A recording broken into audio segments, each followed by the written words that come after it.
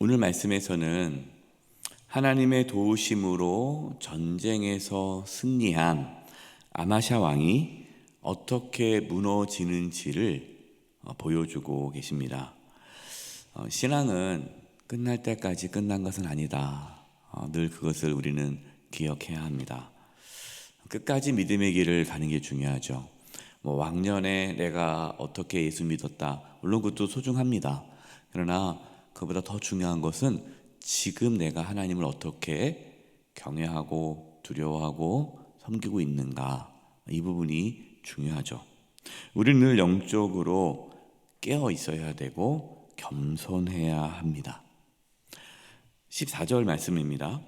아마샤가 에돔 사람들을 죽이고 돌아올 때에 세일 자손의 신들을 가져와서 자기의 신으로 세우고 그것들 앞에 경배하며 분향한지라.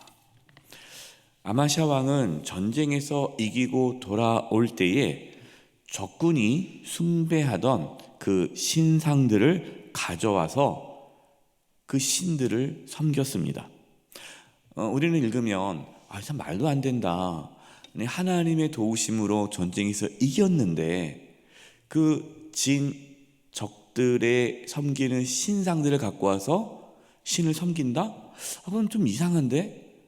상식적이지 않은데? 라고 생각할 수 있습니다. 그 당시의 문화, 그 당시의 종교적인 어떠한 형태를 이해하면은 그렇구나를 알 수가 있어요. 이 당시 고대 근동의 전쟁에서 승리해서 어떤 나라를 침략해서 싸워서 이겼다, 그러면은 신들과의 전쟁입니다. 내 신이 저 신보다 강하다, 세다는 뜻이 있고요. 또 전쟁에서 이김으로 내가 이들의 신보다 강하다라는 생각이 있습니다. 그래서 그 적군들의 신들을 가져오는 겁니다.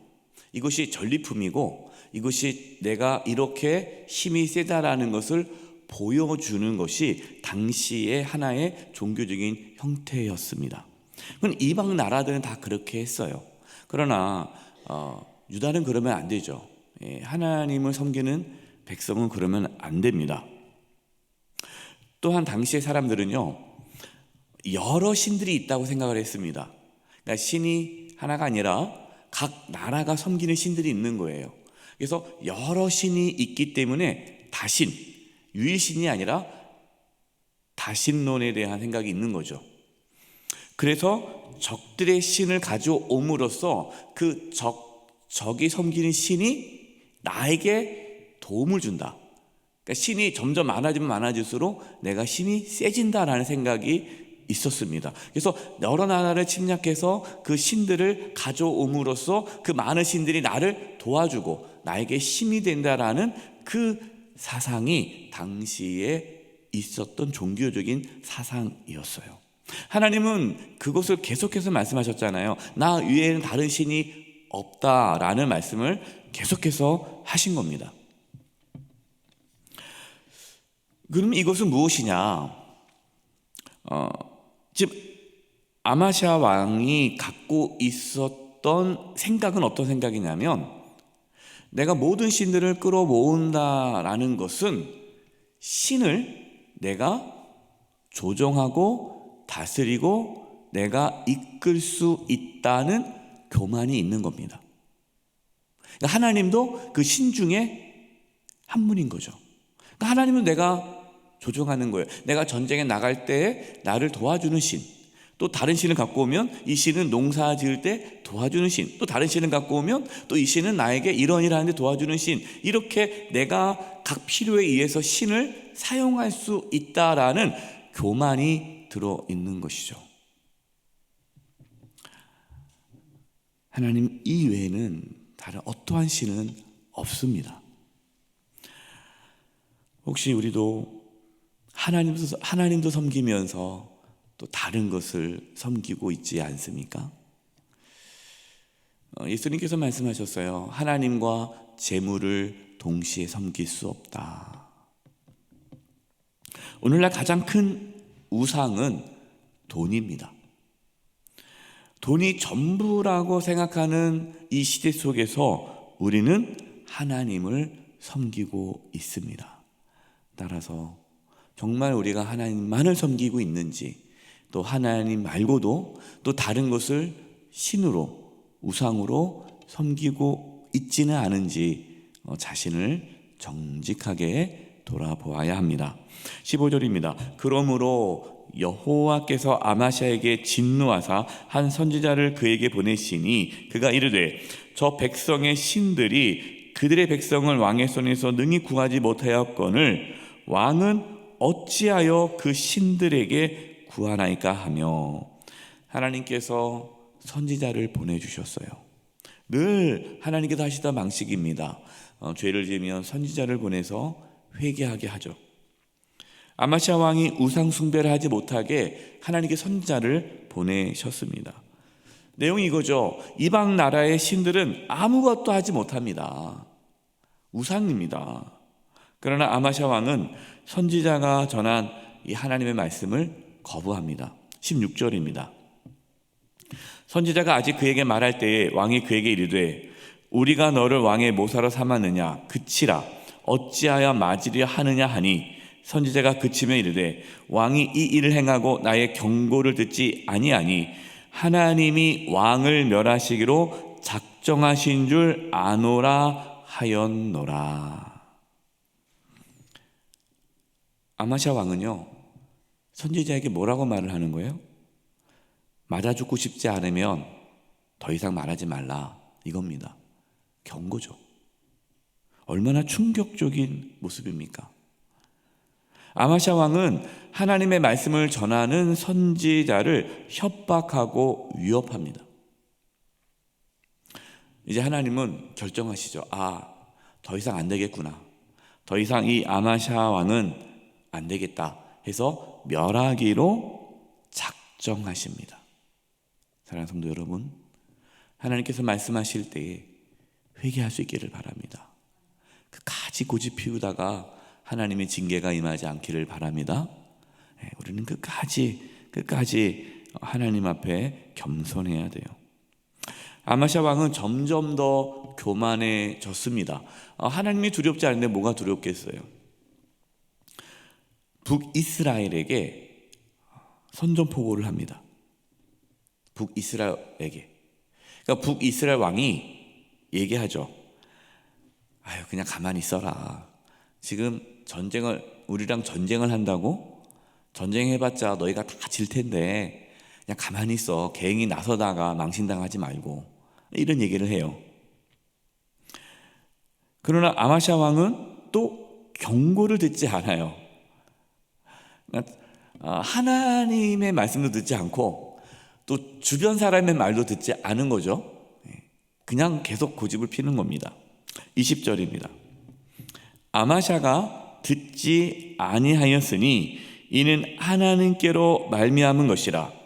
그들이 에돔 신들에게 구하였으므로 그 대적의 손에 넘기려 하심이더라.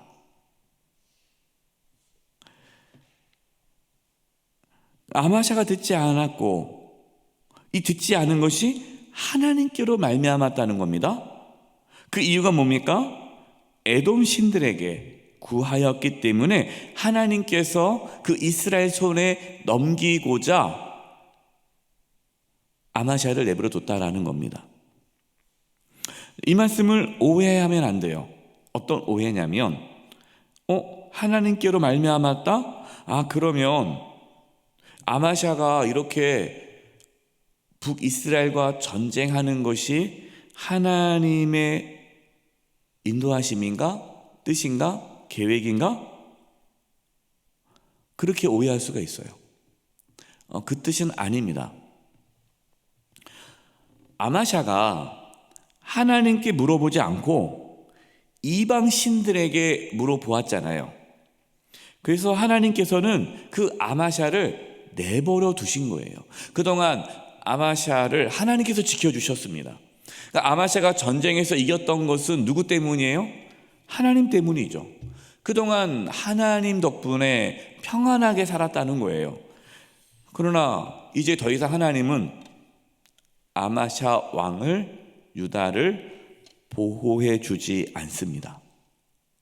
그 차이예요. 하나님께서 지켜주셨는데 이제는 지켜주지 않은 거예요. 그냥 그 죄악대로 아마샤 왕이 그 죄악, 그 교만함을 그냥 내버려 두는 겁니다. 그래서 이 아마샤 왕이 북이스라엘과 전쟁을 하는 것은 아마샤 왕 안에 있는 교만함과 악한 마음에서 나온 것이죠. 하나님은 그 악한 마음을 내버려 두셨다. 막기 위해서 선지자를 보내셨지만 그 듣지 않은 거죠. 결과 어떻게 되었습니까? 북이스라엘과의 전쟁으로 아마샤 왕은 전쟁에서 패하죠. 그리고 사로잡히게 됩니다. 예루살렘 성벽은요, 대부분이 무너졌고 하나님의 전에 있던 모든 금은과 그릇 그리고 왕국에 있는 재물을 빼앗겼습니다. 무엇을 말씀하시느냐? 하나님이 떠난 예루살렘 성전은 더 이상의 성전이 아님을 보여주는 거죠. 성전이 있다고 해서 하나님께서 지켜주는 것이 아니에요. 하나님 말씀에 순종하지 않고 그렇게 대적하고 교만한데 하나님께서 어떻게 그를 지켜주겠습니까? 그냥 내버려 두시는 거예요. 그 결과는 비참함, 처참함, 고통이죠. 아마샤 왕의 마지막은 참 비참하였습니다. 27절과 28절이에요. 아마샤가 돌아서서 여호와를 버린 후로부터 나오죠. 언제부터요? 하나님을 버린 후로부터 예루살렘에서 무리가 그를 반역하였으므로 반역이 일어났습니다. 그가 라기스로 도망하였더니 반역한 무리가 사람을 라기스로 따라보내어 그를 거기서 죽이게 하고 그의 시체를 말에다 실어다가 그의 조상들과 함께 유다 성읍에 장사하였더라. 아마샤 왕이 하나님을 버린 후로부터 반역이 일어났습니다.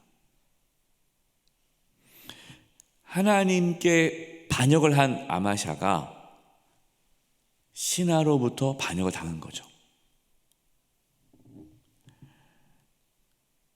하나님을 떠나 살았던 이 아마샤 왕은 이렇게 비참한 죽음을 맞이하였습니다. 우리는 오늘 아마샤 이 왕의 삶을 보면서 하나님을 떠난 자의 모습이 얼마나 비참한지를 우리는 알 수 있습니다. 끝까지 겸손히 하나님만을 섬길 수 있기를 바랍니다. 하나님의 말씀이 들려질 때에 그 말씀을 외면하지 마시고 그 말씀을 잘 받아들이세요. 어떤 분들은 하나님의 말씀이 들려지면 기분 나빠하시는 분들이 있어요. 왜냐하면 그 자기의 죄가 드러나니까 그를 숨기는 분들이 있어요. 아닙니다. 죄가 드러나면 회개해야 돼요. 기분 나빠할 것이 아니라 회개해야 살 수 있습니다. 끝까지 겸손히 하나님을 섬기는 삶을 살아갈 수 있기를 주님의 이름으로 축원드립니다. 기도하겠습니다. 하나님, 저희들에게 겸손히 하나님만을 잘 섬길 수 있게 해주시옵소서. 우리 안에 교만함이 있습니까? 꺾어주시고 늘 겸손하게 해주시옵소서. 또 주변 사람들의 또 말에 또 귀를 기울이고 지혜로운 자, 의인의 말에 귀를 기울이게 해주시고 또 주변 사람들의 충고에 또 귀를 기울일 수 있는 넉넉함과 겸손함이 있게 해주시옵소서. 우리 안에 숨겨져 있는 은밀한 우상들을 발견하게 해주시고 오직 하나님만을 섬기게 하여 주시옵소서. 예수님의 이름으로 기도드립니다. 아멘.